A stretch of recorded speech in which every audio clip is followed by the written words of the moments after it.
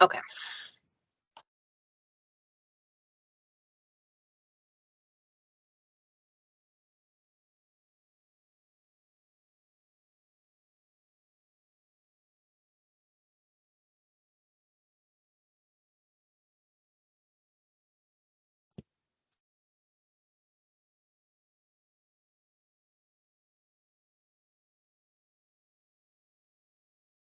Good morning, everyone.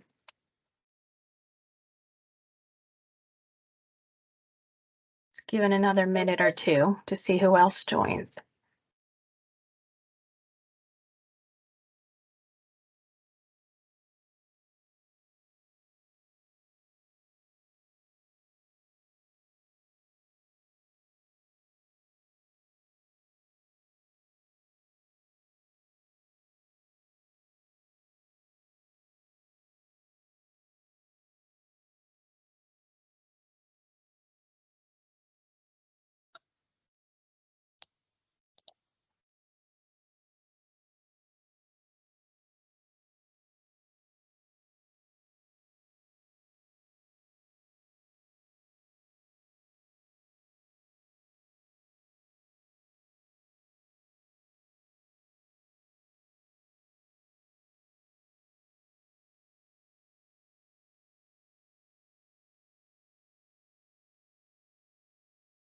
Okay, it seems like the beeps have stopped. We don't have anybody else joining us.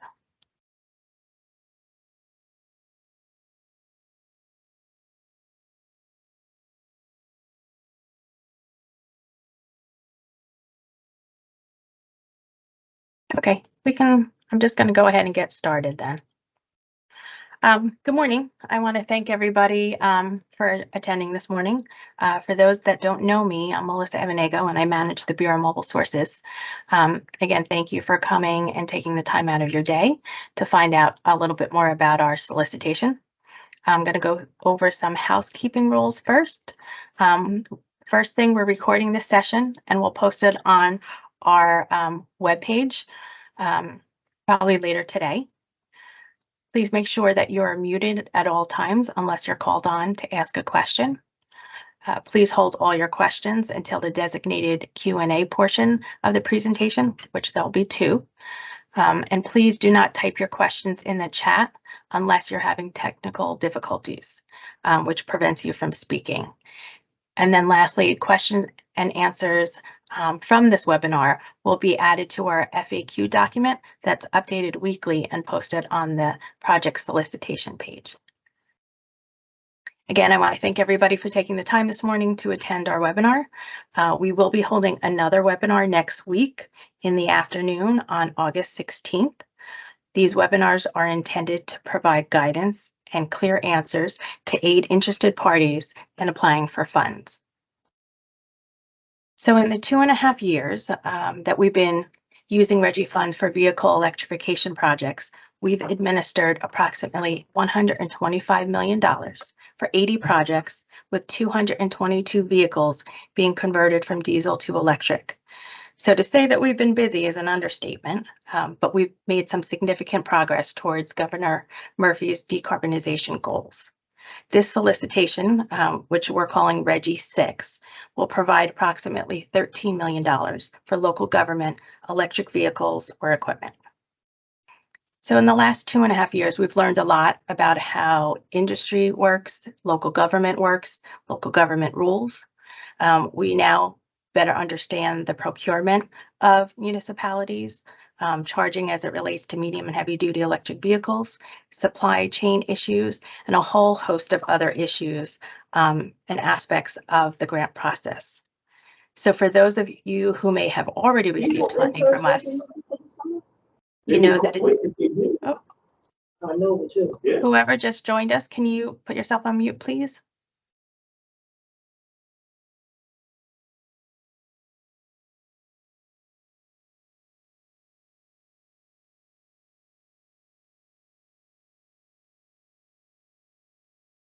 Melissa, you're muted.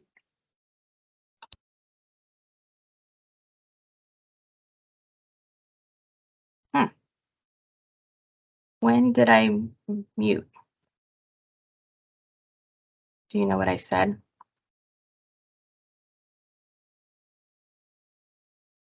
Monica, can you hear me? Just after asking the person to mute. Oh, okay. Yes. Okay. So for those of you who may have already received funding from us, you know that it takes quite some time to get the project through the grant administrative process. Therefore, we took a look internally to see how we, DEP, could do things better. We're forging closer relationships within DEP for all the groups that have a hand in processing the grant agreements. From the legal department to fiscal to the contracts unit, we work to streamline the process as much as we can, and we hope that we can continue to refine the process. The biggest change that you'll see is that we're moving away from calculating the incremental cost from diesel to electric for every vehicle. Instead, we're going to a flat incentive amount with additives for different categories. The incentive amounts are based on slightly higher than average incremental costs for the vehicles. So not much is changing in the amounts that we're providing. We're just doing things a little differently. We are no longer covering costs associated with installation and consultants. Obviously, these costs can still be part of the project, but because we are no longer reimbursing for those expenses, we streamline the process considerably, requiring less paperwork for our grantees. I'll let Chris to further describe the aspect of the program during his part of the presentation, but I did want to convey to you that we will continue to evaluate the process to make it easier for our grantees. We always welcome suggestions, but we do have strict legal and financial procurement rules that we do have to follow. So today with me, I have Chris Dahl and Ann Arnold, who are grant managers within the program. They'll go through the nuts and bolts of this program and the process. Again, please hold questions until the designated portion of the presentation. And I'll let Chris take it away. Thank you, Melissa. Good morning, everyone, and thank you for joining us today. My name is Chris Dahl, and I'm one of the grant officers of the Diesel Modernization Program at DEP. I've been at DEP for 5 years working on medium and heavy duty on-road replacement projects. Before we get started, I'd like to give you an overview of the things I'll be discussing today. First, I'll go over the eligibility requirements of the RGGI funding source. Then I'll discuss the incentive table and how reimbursement is calculated. I'll briefly discuss the diesel modernization program and the requirements of the program. After I've presented my portion, I'll turn it over to my supervisor, Ann Arnold, who will walk us through the application process. Next slide, please.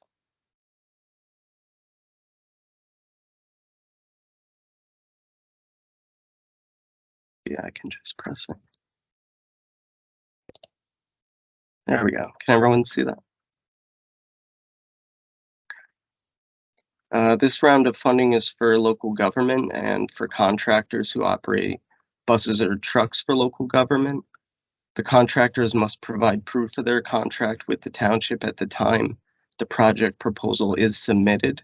So essentially, you can't submit a proposal without a contract and then obtain one later on. Type C and D buses will not be covered under this RGGI solicitation, but the reason for that is because of the recent launch of the state's electric school bus program. Governor Murphy signed a bill in August of last year for DEP to implement this program over a 3-year period. So funding for type C and D buses, they'll be available through that program when the funds are available. So all project proposals will be accepted and reviewed, but the proposals that provide the greatest greenhouse gas cost effectiveness and also provide the best emissions reduction benefits will be given priority. The proposals that have projects operating in overburdened communities will be prioritized, as these areas have been disproportionately exposed to harmful emissions over the years.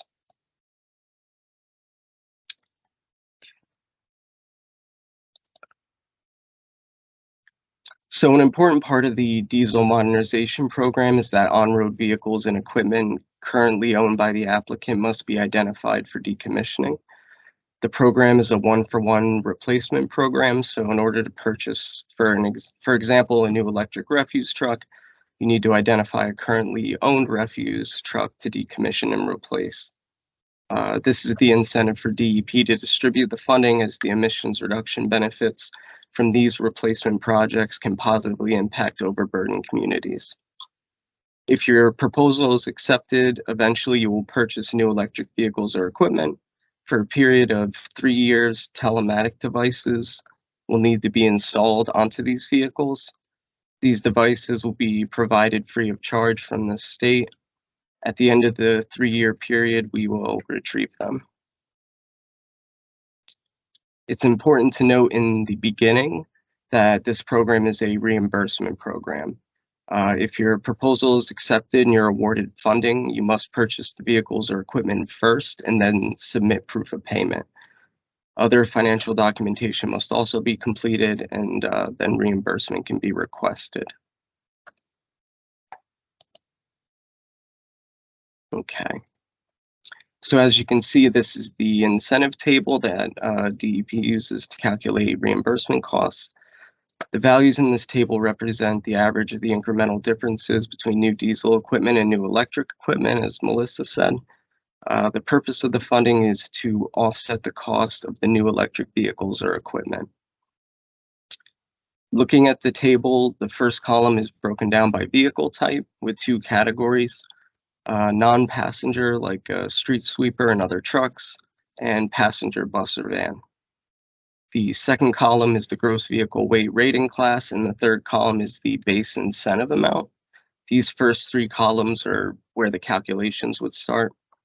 The overburdened community, or OBC, small government, and the combination of the two, they're all additive columns, and they're based on the particulars of your project.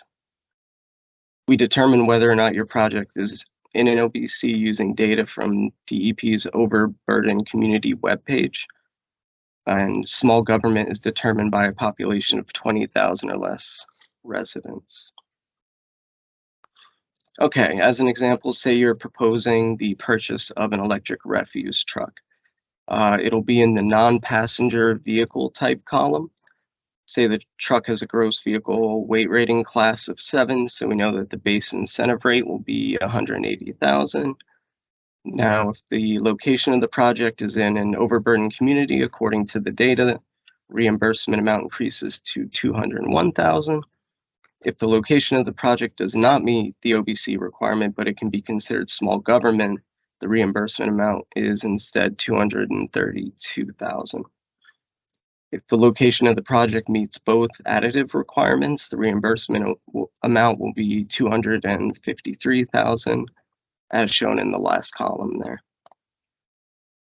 Okay, so that was for non-passenger. For the passenger bus or van category, the only row that will not apply to this round of funding is the last row. Passenger bus or van class is 7 or 8. So for passenger bus or van vehicle type column, rows 2B to 3 and 4 to 6, you can follow the same track starting with the base incentive amount. It is possible then for your project to meet the OBC additive requirement, but there's no small government or combo additive for passenger bus or van, because part of the program's purpose is to distribute funds to as many applicants as possible, and providing more additives for the passenger van or bus category isn't really necessary, because the base amount plus the OBC amount is already enough to meet the incremental difference of a new diesel and a new electric according to the data averages. I'll discuss this later on as well, but the incentive amount shown here in the table, they're for 1 vehicle or equipment and also 1 level 2 EV charging station. So in our example, the $253,000 for the electric refuse truck would be for the truck and also a level 2 charger. If your proposal indicated that you wanted a direct current fast charging station, or DCFC, an additional $20,000 would be added to the total incentive amount. So instead of $253,000 for a truck and level 2 charger, the total incentive amount would increase to $273,000 for a truck in DCFC. Okay. All right, so the DEP program that the RGGI funding will be distributed through is the Work Clean Diesel Modernization Program. There's 5 of us in the program, so if you're awarded funding, don't ever hesitate to reach out to us because we're here to help. Diesel replacements are not the only projects we work on, but medium and heavy duty diesel replacements are a priority. The purpose of the program is to reduce emissions from medium and heavy duty vehicles and equipment, both on-road and non-road.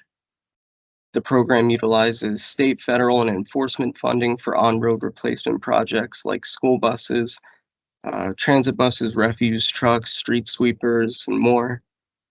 We also use funding for non-road replacements, either diesel to diesel or diesel to electric, such as backhoe loaders, bulldozers, excavators, and funding is also available for marine engine replacements and e-troop projects or electric transport refrigeration units. So if you're interested in any of these types of projects, you can learn more about our program at stopthesith.org. Okay. So this RGGI solicitation funding is only available for on-road vehicles or equipment. As I said before, we do have funding available for different non-road projects that is first come, first serve, but this particular funding is only for on-road. It is important that the new electric vehicles or equipment be used at least 75% of the time on a project in New Jersey, either shovel-ready or planned in the near future. And something else that is important to know early on is that the vehicle or equipment replacements must be type for type.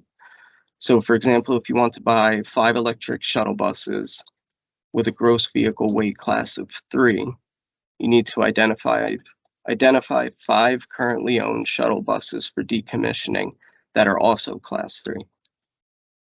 More importantly, you can't decommission like 3 work trucks and 2 refuse trucks instead of 5 buses. It has to be type for type.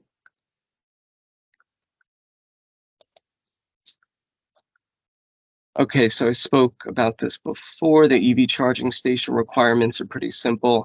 One charging station will be permitted for every 1 vehicle or equipment purchased. The values in the incentive table are for both 1 vehicle and 1 charger. It is important to mention that as of January 2023, all level 2 charging stations purchased must be Energy Star certified. The chargers must also display an Energy Star certified label on them. If selected for an award, we will provide additional forms to fill out. On these forms, we provide a link that will take you to a product finder site where it lists all level 2 charging stations that will meet this requirement. And if you intend to purchase DCFC, the Energy Star certified requirement does not apply. And as I said before, the program will provide an extra $20,000 on top of the incentive total if you intend to purchase DCFC. Okay, the fun stuff. If your proposal is selected for an award, you will receive an award letter from us. We will then have to execute a state grant agreement contract. After that whole process is complete, you can purchase the vehicles or equipment and the accompanying charging stations. In order to receive your reimbursement, you must meet both the decommission requirements and the proof of purchase requirements. The bullets listed are the most important requirements. The most important part of the decommissioning process is sending in photographic proof of the operation. The purpose of drilling a hole in the engine block and cutting the chassis is to render the vehicle or equipment inoperable, achieving the necessary emission reduction benefits. Also, please make sure in your proposals that you provide the VINs or equipment serial numbers of the replacement vehicles or equipment. Even if you are awarded funding, we can't start the grant agreement until we have that information. So after the decommissioning process is complete, we'll send you reimbursement instructions. The instructions will list out the proof of payment documentation that we need to provide to Treasury in order for you to receive your reimbursement. Once we have all that documentation on file, we'll send a payment voucher out to you for signature.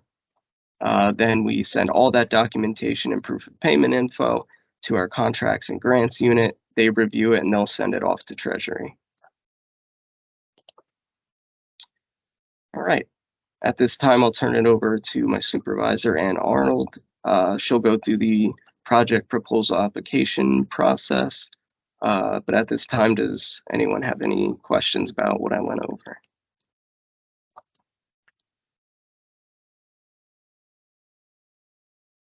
If you have a question, please use the raise hand function and we'll call on you in the order Oh, that yeah. hand was raised.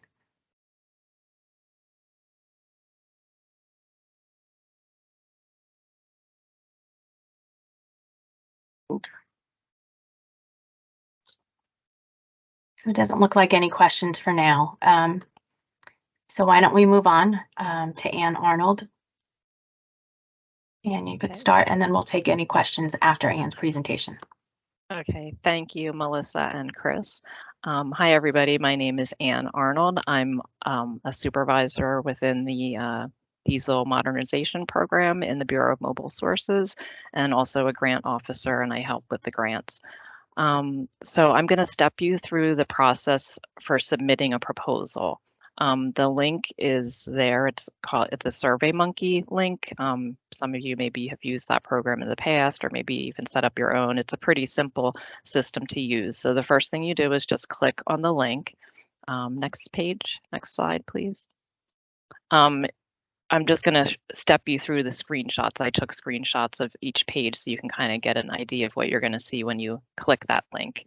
The top of the page 1 is just going to be a repeat of the solicitation web page that we have. Next slide. The next page, if you scroll down a little bit on page 1, you'll see that table of incentives that Chris went over, and you'll see the information about how to submit questions if you have any questions, and also the proposal due date September 4th by 11:59 p.m. on September 4th, 2023. Next slide. And then if you scroll all the way to the bottom of page 1, you'll come upon the first question. So the first question is that we ask that you please acknowledge that you have the following information available before completing this form.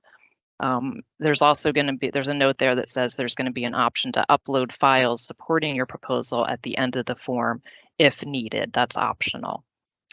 So the first thing you're going to make sure that you want to have all of this information up front, because if you start going through and hitting next and next, you might come upon a page where we need more information. And you want to make sure you have that ahead of time so you can just get the proposal submitted all at once. You'll need your applicant information, which is your contact information. And you should know ahead of time if you're a small government or an overburdened community or both. You'll want to know the number and type and class of electric vehicles that you're planning to purchase. You'll want to know the number and type of charging stations you're going to be installing. And you'll want to know information specific to each vehicle that you're going to replace and decommission. The type of vehicle, the model year, the VIN and serial number, horsepower, fuel type, and annual usage. Lastly, you'll want to have your project details on hand, such as the location, project partners, and timeline. You'll see that each page of the SurveyMonkey application has that little thing showing your progress. So this one shows up to 14%. It'll just kind of increase as you're going along so you could see if you're almost done. Also at the very top, you'll see that this question number 1 has an asterisk. That means that that question is required. So if you don't answer something that you should have answered, it won't let you move to the next page. Next slide. So this slide shows what would happen if you didn't check anything here. You're just going to get that little error at the top of the page. If you hit next, and if you didn't answer anything, it'll say this question requires an answer. Next page. So this slide is showing once you check everything off, you're just required to acknowledge that you have all of this ahead of time. Everything bolds out when you select it. So after you do that, you hit next. Next slide. And then you'll go to page 2.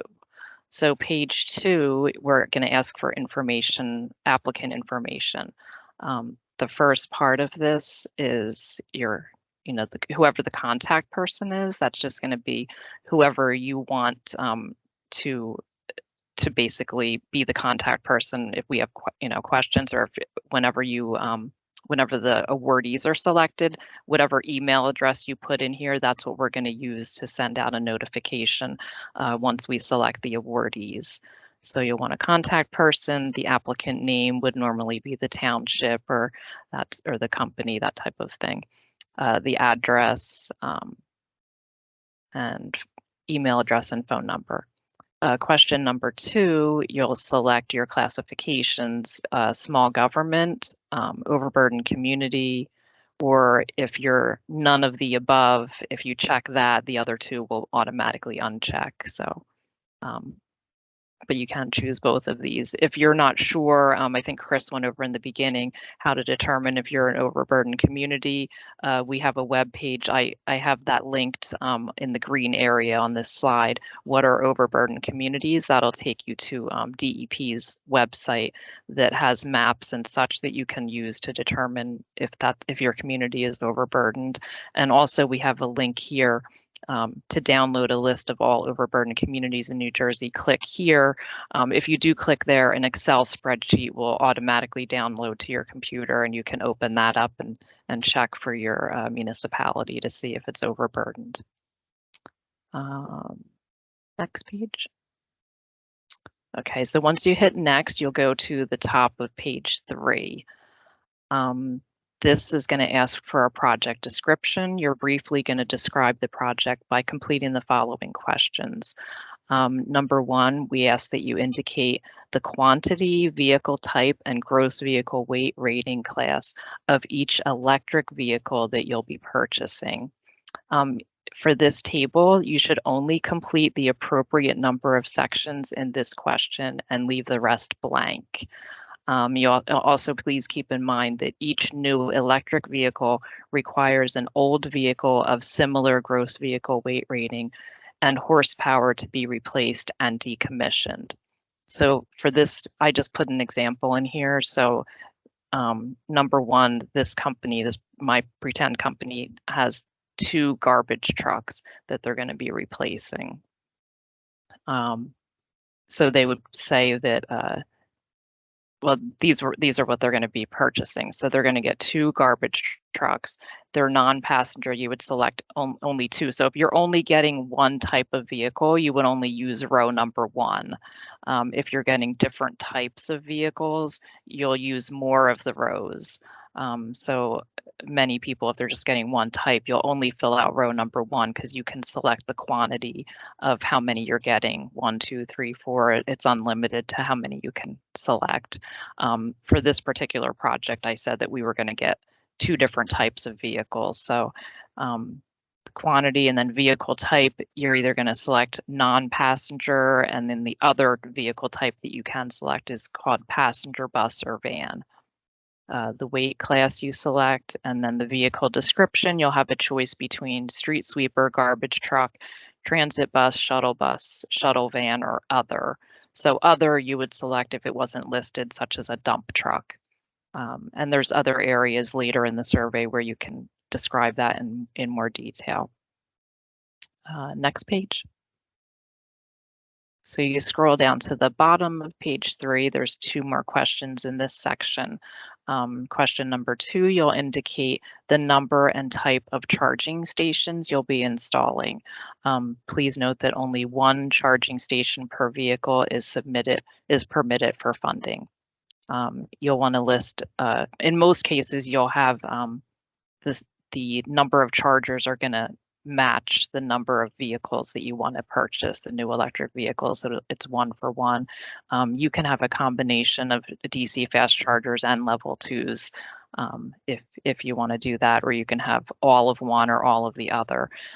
If for any reason you're planning to get less chargers than number of electric vehicles you're purchasing, we just ask that you describe that in the other box.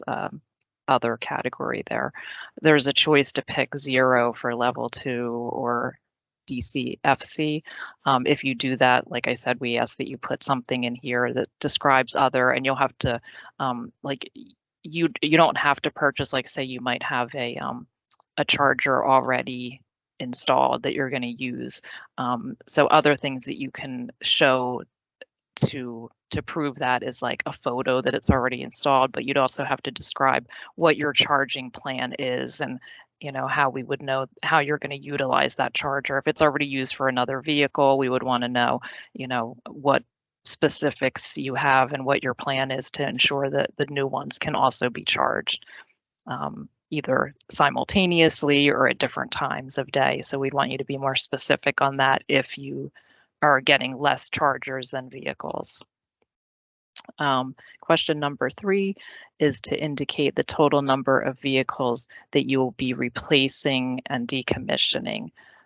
This should equal the total number of new electric vehicles to be purchased.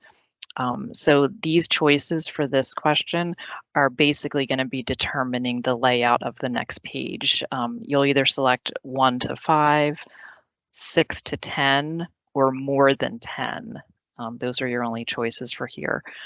And it'll make more sense once you go to the next page. Next slide, please. So the next slide is page 4. So on this example, I selected 1 to 5 vehicles to be replaced. This is the question where we're going to ask you to enter the specific information for each replacement vehicle. So since I selected up to 1 to 5 vehicles, this screen is now, or this page is now going to show, it only shows 1 and 2 on here, but if you scroll all the way down on that page, it'll show 1 through 5. If you picked 6 through 10, it'll give you 10 selections on this page. And if you select more than 10, it'll give you 20. Basically, you're going to enter please only complete those to correspond to the number of vehicles you're replacing and leave the rest blank. For example, if you're replacing 2 vehicles, complete questions 1 and 2 and leave questions 3 through 5 blank. So each time you, like in number 1, vehicle being replaced, you're going to put the vehicle type, the model year, the VIN, serial number, horsepower, annual hours of use or annual miles traveled, the fuel type, and the amount of fuel used. That's usually per year, gallons. You'll do that for each vehicle you're going to replace. And as we described, if in this particular example, if they were only going to replace 1 vehicle, they would fill out 1. And even if 2 through 5 are here, you just ignore them. And then you scroll down to the end of that page. I don't have a screenshot of it, but for page 4, when you scroll down to the end, you would just hit next once you enter the number of replacement vehicles. Next slide. This is the last page, page 5. This is at the top of the page. It asks for project information. On this page, we ask you to just be as descriptive as possible. Question number 1, what's the primary location the vehicle or vehicles or equipment will operate within? Question 2, only shovel-ready projects will be considered. So we ask that you list project partners. This could be anything like if you're like a garbage company, trash truck company that has a contract with a municipality, you'd want to list the municipality there. If you are already working with a charging station vendor, you could put them there. Just different examples of what you might have. Number 3, include a project timeline that identifies the start and end dates, as well as the timeline for key milestones. Question 4, has your organization been approved to receive and expend any other grant funds related to this project? If so, provide details. So you would, if you have already gotten funds for this, we would need to know that because you can't stack with other programs with this. Question 5, please provide any additional information that supports this project. You could either type in here, it's pretty flexible. If you have some additional information that's not too much to put, you could type it into the box. If you don't have any other information, you could put none or NA for non-applicable, or you could put see uploaded files. And if we go to the next slide, the bottom of page 5, it gives you a section for uploading up to 5 files. You may upload additional information to support your proposal. Please use appropriately descriptive names for all attachments. Some example attachments could be expected delivery timelines, documentation of evidence of previous projects, documentation of project partners, such as a municipal contract, price quotes if you already happen to have some on hand to show project readiness, etc. So basically on this page, if you do have something to upload, you would click on choose file. Next slide. And then it would take you to what looks like this. So you can either drag your file into this box, or you can click upload a file from your computer and navigate to the file that's to the folder where the file is and upload it that way. Next slide. Once you upload it, you'll see that it shows you that there is a file added there. You can remove it if you decided, oh, you really didn't want to do that, or if you put the wrong one there, you can replace it. So there's always those options. If you upload something accidentally, you can remove it before this gets submitted. And then basically this is the last page. So once you hit done, all the other screens you would hit next, next, next. So this is done. So once you hit done at the end of the file uploads, the survey's been submitted. You'll get the thank you at the end.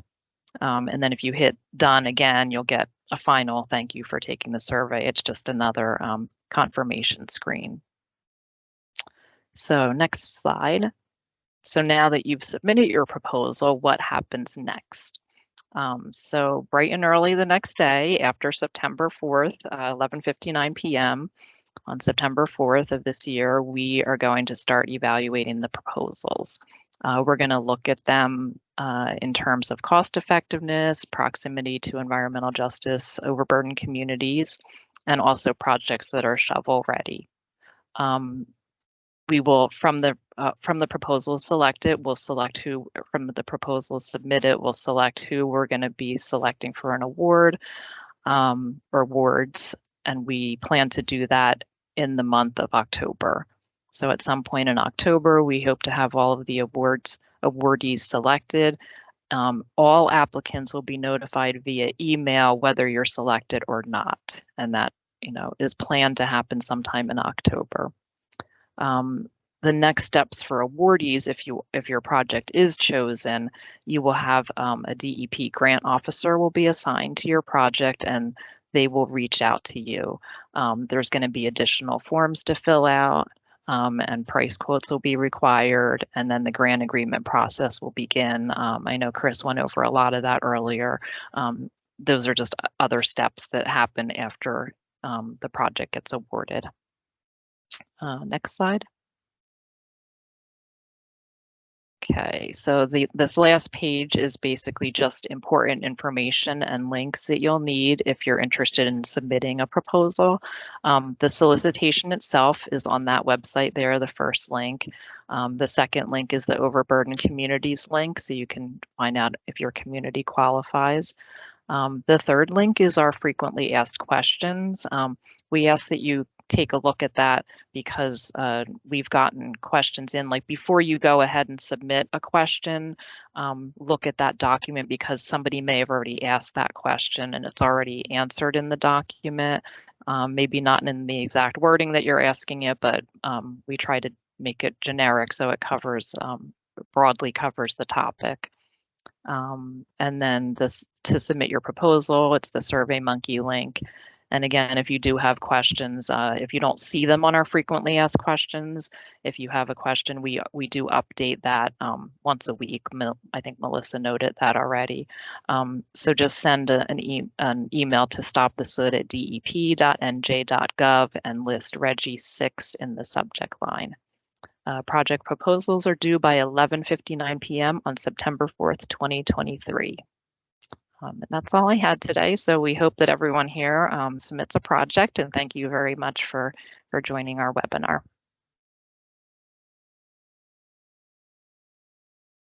Are there any questions now?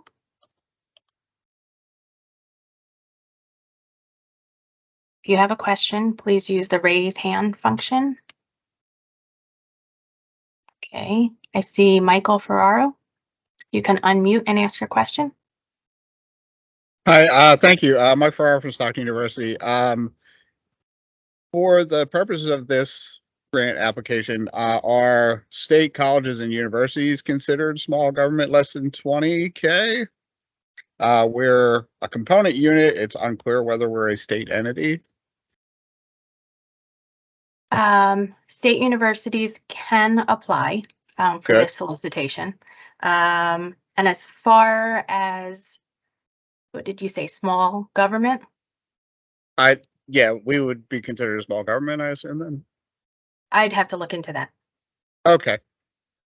Yeah, I'll look into that and get back to you. Okay, thank you.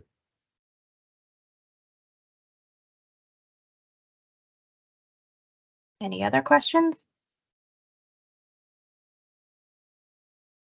Like I said before, the video, this recording of this webinar will go on the website along with the presentation. So you can click on any of the links that are in the presentation. You can rewatch the video if you need further description, and we have another webinar next week.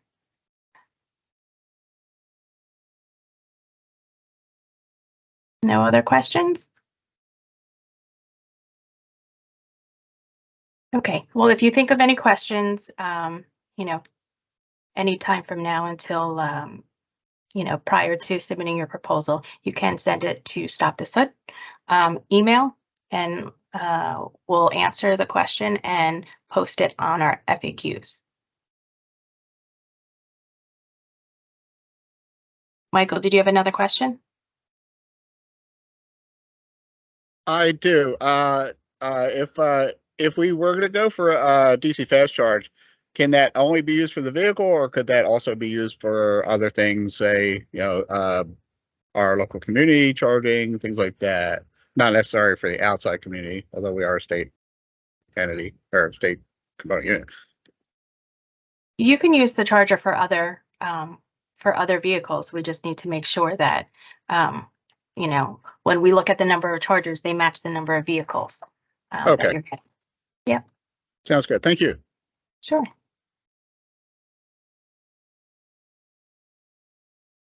Right. Well, if there's no other questions, there's no need to keep everybody. Thank you again for joining us, and reach out if you have any questions. And we're looking forward to seeing everybody's proposal. Thank you. Thank you, everyone. Thank you, everybody.